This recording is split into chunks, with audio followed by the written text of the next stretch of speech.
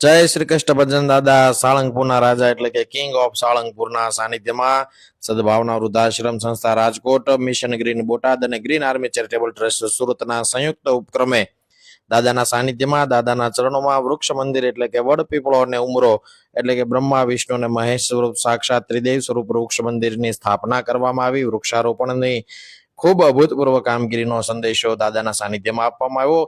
દાદાના દરેક સેવકો વૃક્ષારોપણ કરે, દરેક ગામડાઓ વૃક્ષારોપણ કરે એવી અપીલ સાથે દાદાના ચરણોમાં વિનંતી કરવામાં આવી, પ્રાર્થના કરવામાં આવી કે આ દેશ આખો હરિયાળો બને.